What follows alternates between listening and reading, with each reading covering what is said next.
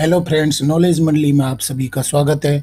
आपकी तैयारी को लगातार और अनवरत जारी रखते हुए माकेसर देवी सीरीज पार्ट 17 करने वाले हैं। माकेसर देवी सीरीज के क्वेश्चंस हैं वो आधारित है जेम यानी कि गवर्नमेंट ई मार्केट प्लेस पर। गवर्नमेंट ई मार्केट प्लेस है आपके सिलेबस में रखा है, जैसे कि SSC, ASO, SO, OS, vice principal, principal, AC, DC and other departmental examinations. तो चलिए साथियों, देख लेते हैं माकेसर देवी सीरीज पार्ट 17 का पहला question 321। What is a prohibited action when registering on GeM and offering or buying goods and or services. GeM पर पंजीकरण करते समय और वस्तुओं या सेवाओं की पेशकश या खरीदारी करते समय निषिद्ध कार्रवाई क्या है? ऑप्शन हो जाएंगे providing A genuine guarantee warranty, participating in E bidding, reverse auction, having the requisite authorization to enter into a contract, और डी ऑप्शन हो जाएगा listing goods or services in इनरेलेवेंट categories. GeM पर पंजीकरण करते समय और वस्तुओं या सेवाओं की पेशकश या खरीदारी करते समय निषिद्ध कार्रवाई किसको कहा जाएगा? सही उत्तर हमारा हो जाएगा डी हो जाएगा listing goods or services in irrelevant categories. यहाँ पर बताया गया है कि कोई सामान या सर्विसेज है जो इररेलेवेंट कैटेगरी की है, उनको आपने लिस्टिंग कर दिया है, तो ये क्या माना जाएगा? निषिद्ध कार्रवाई मानी जाएगी। किस में मानी जाएगी? या तो पंजीकरण करते समय, या वस्तुओं या सेवाओं की पेशकश कर रहे, या खरीदारी है वो भी क्या मानी जाएगी? निषिद्ध कार्रवाई की श्रेणी में आएगी। सही उत्तर हमारा हो जाएगा डी हो जाएगा listing goods or services in irrelevant categories. अगला सवाल देख लेते हैं 322। What is the consequence for a seller who has been debarred from GeM. उस विक्रेता के लिए क्या परिणाम होगा जिसे जेम से प्रतिबंधित कर दिया गया है? They can still register and offer sell their products on GeM, they can participate in bids, reverse auction on GeM, they can only sell their products on GeM, और डी ऑप्शन हो जाएगा they are not permitted to register and offer oblique sell their products on GeM. उस विक्रेता के लिए क्या परिणाम होगा जिसे जेम से प्रतिबंधित कर दिया गया है? सही उत्तर हमारा हो जाएगा डी हो जाएगा they are not permitted to register and offer sell their products. मतलब कि अगर प्रतिबंधित कर दिया है, जेम ने प्रतिबंधित कर दिया है, तो उसको रजिस्टर नहीं करने दिया जाएगा। साथ में ही अगर वो सर्विस या माल का ऑफर कर रहा है तो वो प्रोडक्ट हैं वो नहीं लिए जाएंगे, उनको बेचने की अनुमति नहीं होगी। सही उत्तर हमारा हो जाएगा डी हो जाएगा they are not permitted to register and offer sell their products on JAM। Next question देख लेते हैं 323। What is the key element of the GeM system. GeM प्रणाली का प्रमुख तत्व क्या है? Trust based system, automated process, self declaration, और डी ऑप्शन हो जाएगा all of the above. GeM प्रणाली का प्रमुख तत्व क्या हो जाएगा? प्रमुख कंडीशन क्या हो जाएगी? सही उत्तर हमारा हो जाएगा डी हो जाएगा all of the above. Trust based system है जेम। क्या है? एक ट्रस्ट बेस्ड सिस्टम है। इसके साथ में ऑटोमेटेड प्रोसेस इसमें चलती है खरीदारी की या बेचने की, और सेल्फ डिक्लेरेशन इसमें दी जाती है। रजिस्ट्रेशन के समय सेलर को या सर्विस प्रोवाइडर को क्या करना होगा? सेल्फ डिक्लेरेशन देनी होगी, या खरीदार को भी रजिस्टर होते समय या खरीदी करते समय सेल्फ डिक्लेरेशन देनी होगी। सही उत्तर हमारा हो जाएगा डी हो जाएगा all of the above. Question देख लेते 324। What is deviation from the terms and conditions of purchase on JAM? GeM पर खरीद के नियमों और शर्तों से विचलन को क्या कहा जाता है? Incident management, deviation from GeM policies, administrative actions, GeM policies. GeM पर खरीद के नियमों और शर्तों से विचलन को क्या कहा जाता है? सही उत्तर हमारा हो जाएगा बी हो जाएगा deviation from GeM policies. GeM पर कुछ पॉलिसी बनी हुई है, उनसे उनको क्या माना जाएगा? विचलन माना जाएगा। सही उत्तर हमारा हो जाएगा यहाँ पर बी हो जाएगा डेविएशंस फ्रॉम जेम पॉलिसीज। अगला सवाल देख लेते हैं 325। When can purchasing deviation be seen on GeM. GeM पर क्रय विचलन कब देखा जा सकता है? Only while listing the products, only at the pre contract stage, only during bidding, any stage of the procurement process. GeM पर क्रय विचलन कब देखा जाता है, यानी कि परचेजिंग डेविएशन है, कब पकड़ा जा सकता है, कब उसका मालूम चलता है? सही उत्तर हमारा हो जाएगा डी हो जाएगा at any stage of the procurement process. खरीद की कोई भी स्टेज में अगर कोई रूल तोड़ा जाता है, कोई नियमों का पालन नहीं किया जाता है, तो वहां पर क्या माना जाएगा? क्रय विचलन माना जाएगा, यानी कि परचेजिंग डेविएशन मानी जाएगी। और कहीं पर भी मालूम चलता है, किसी भी स्टेज में मालूम चलता है, तो उसको डिबार कर दिया जा सकता है या वो सर्विसेज है वो लेना देना बंद किया जा सकता है। सही उत्तर हमारा हो जाएगा डी हो जाएगा, at any stage of the procurement process. Dear friends, GeM पर आधारित क्वेश्चन सीरीज माँ केसर देवी सीरीज के क्वेश्चंस अगर आपको पसंद आ रहे हैं तो लाइक बटन दबाइए, अपने यार दोस्तों को भी बताइए। देख लेते हैं अगला सवाल 326।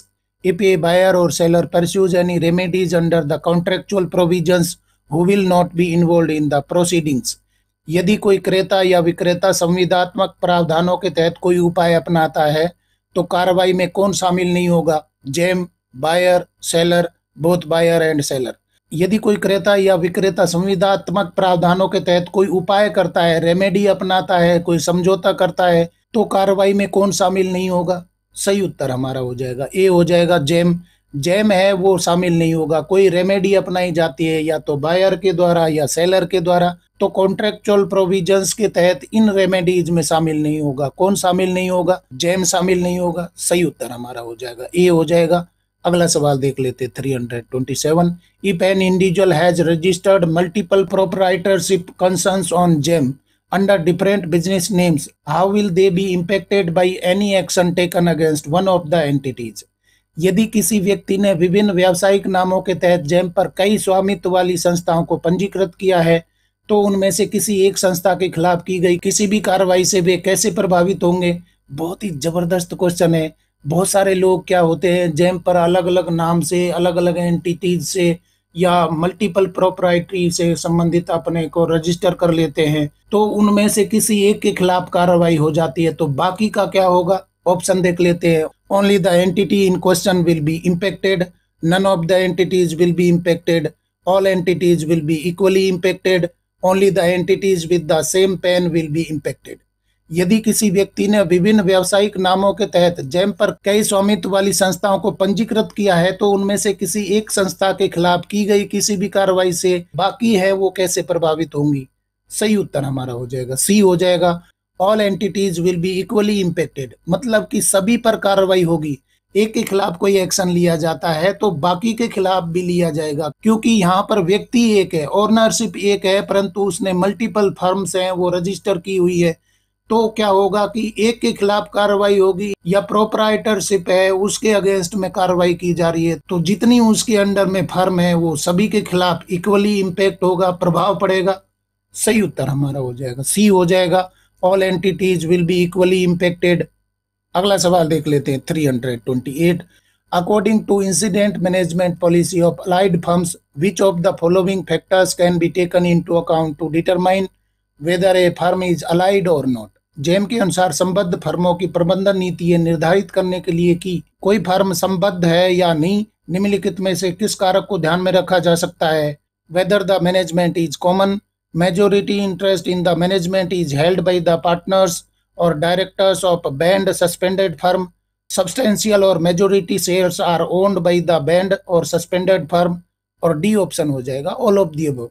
जेम के अनुसार संबद्ध फर्मों की प्रबंधन नीति ये निर्धारित करने के लिए कि कोई फर्म संबद्ध है या नहीं है, निम्नलिखित में से किस कारक को ध्यान में रखा जा सकता है?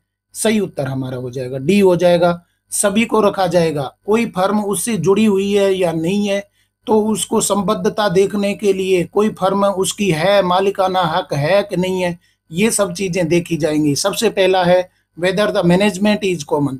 अगर मैनेजमेंट कॉमन है तो संबद्ध माना जाएगा, पहली कंडीशन है। दूसरी है majority interest in the management is held by the partners और directors of banned suspended firm. यहाँ पर यह बताया गया है कि मेजोरिटी इंटरेस्ट है मैनेजमेंट का, वो पार्टनरशिप या डायरेक्टरशिप में है और उसको बैन कर दिया गया है, तो दूसरी फर्म है वो भी क्या हो जाएगी? बैन हो जाएगी। दूसरी कंडीशन बताई गई है। और तीसरी कंडीशन यहाँ पर बताई गई है सब्सटेंशियल और majority shares are owned by the banned suspended firm.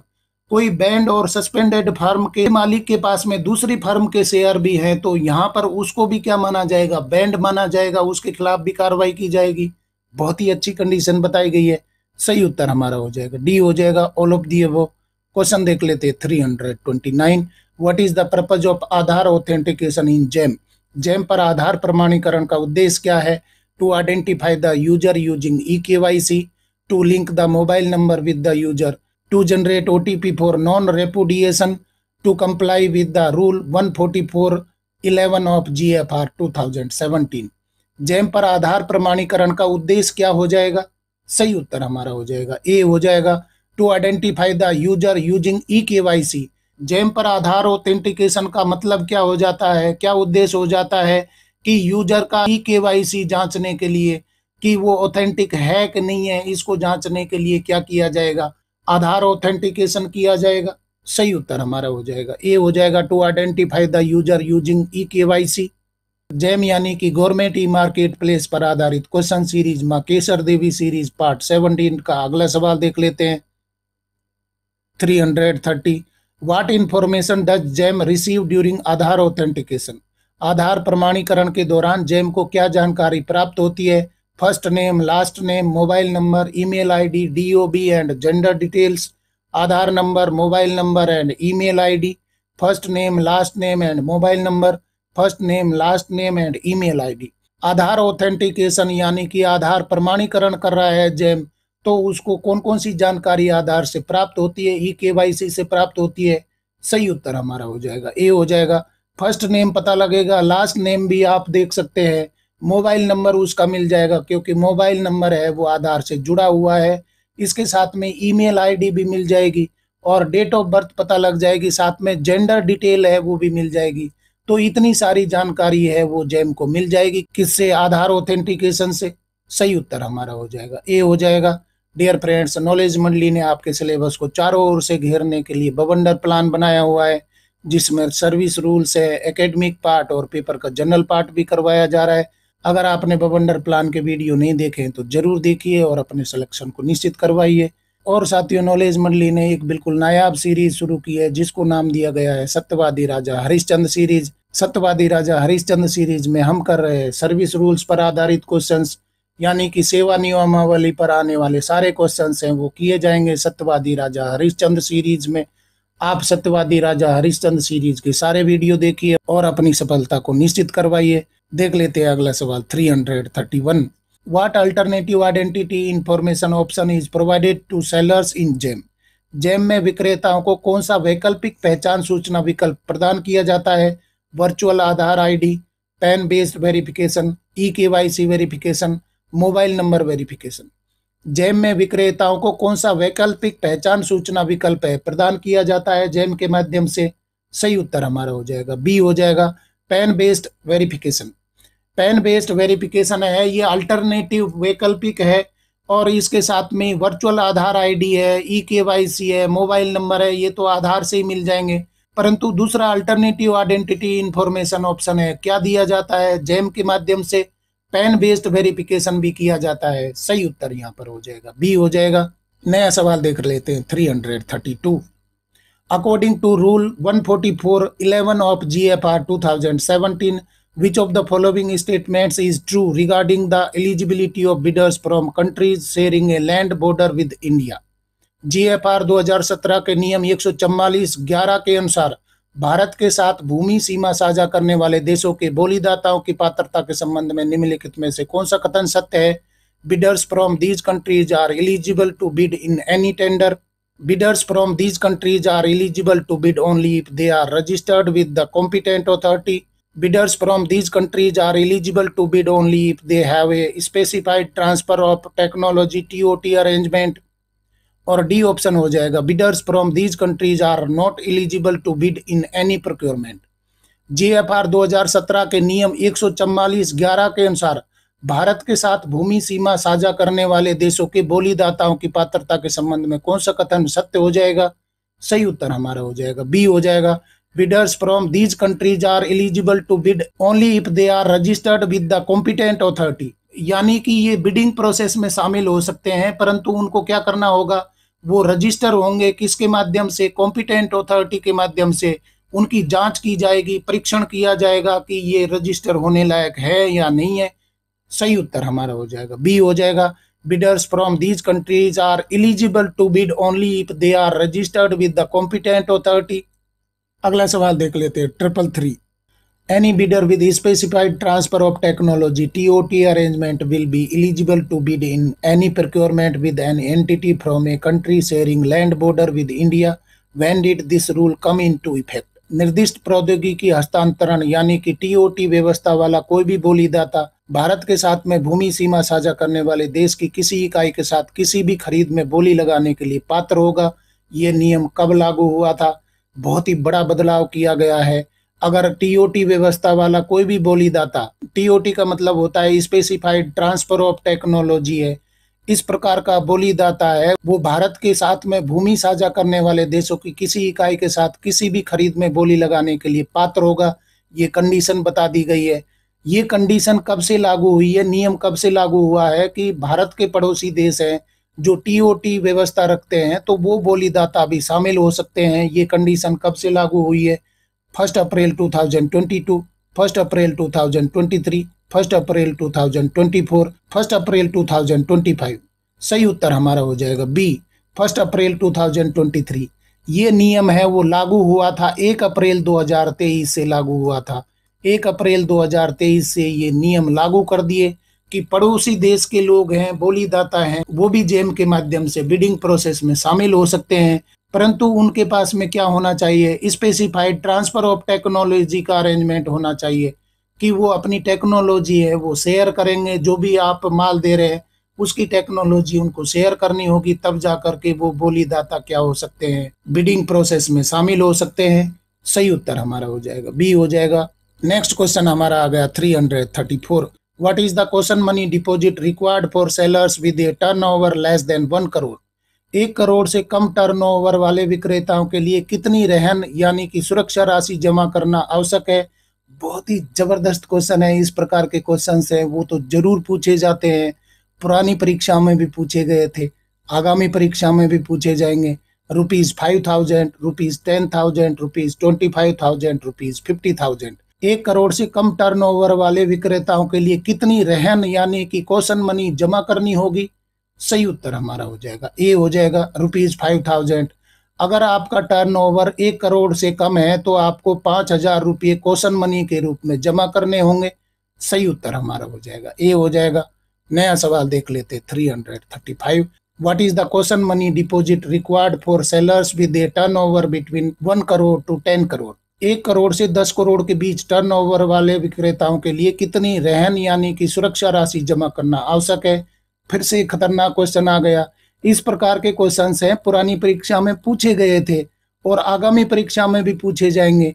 ₹5,000, ₹10,000, ₹25,000, ₹50,000। यहाँ पर कंडीशन बदली गई है कि 1 करोड़ से लेकर के और 10 करोड़ का आपका क्या है? टर्नओवर है, सालाना टर्नओवर है, 1 करोड़ से 10 करोड़ के बीच में है, तो आपको कॉशन मनी कितनी जमा करनी होगी अगर आप बिडिंग प्रोसेस में शामिल होते हैं? सही उत्तर हमारा हो जाएगा बी हो जाएगा ₹10,000। आपको 10,000 रुपये जमा करने होंगे। 10,000 रुपये आपको देने होंगे किसके रूप में? कॉशन मनी के रूप में। और आपको पता है कॉशन मनी है वो बिडिंग के बाद में आपको वापस मिल जाती है। तो यहाँ कंडीशन बताई गई है कि 1 करोड़ से कम टर्नओवर है तो 5,000 रुपये आपको जमा करने होंगे, परंतु अगर 1 करोड़ से और 10 करोड़ के बीच में टर्नओवर आपका है तो 10,000 रुपये जमा करने होंगे। सही उत्तर हमारा हो जाएगा बी हो जाएगा। डियर फ्रेंड्स, जेम पर आधारित क्वेश्चन सीरीज चल रही है जिसको नाम दिया गया है माँ केसर देवी सीरीज। माँ केसर देवी सीरीज में जेम पर आधारित सारे क्वेश्चंस लाए जा रहे हैं। अगर आपको माँ केसर देवी सीरीज के क्वेश्चन पसंद आ रहे हैं तो लाइक बटन दबाइए और अपने मित्रों को जरूर बताइए। देख लेते हैं अगला सवाल 336।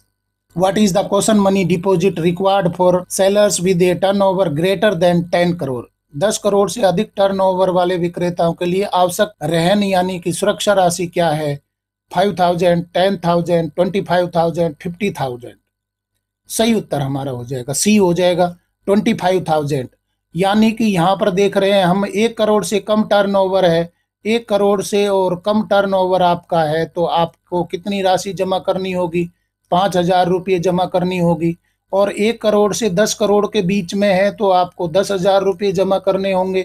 इसके साथ में अगर आपका 10 करोड़ से अधिक है, 10 करोड़ से अधिक आपका टर्नओवर है तो आपको 25,000 रुपये किसके रूप में जमा करने होंगे?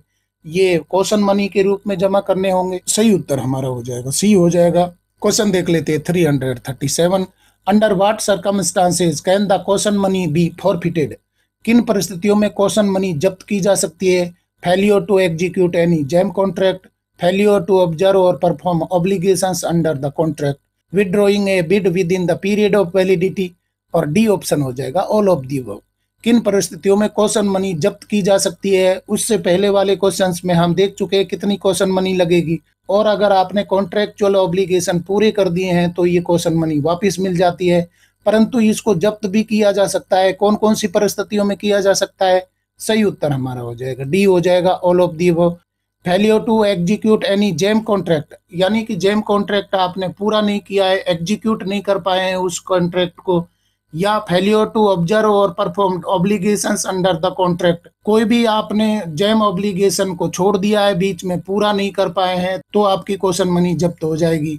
और साथ में withdrawing a bid within the period of validity, validity period में आपने बिड को विदड्रॉ कर लिया है, आप फाइनल बिडर थे यानी कि लोवेस्ट बिडर थे, सेलेक्टेड बिडर थे, उस वैलिडिटी पीरियड से पहले ही आपने कॉन्ट्रैक्ट है उसमें से बिड वापस कर ली है, कॉन्ट्रेक्चुअल एब्लिगेशन पूरे नहीं किए हैं, तो आपकी कॉशन मनी है वो जब्त की जा सकती है।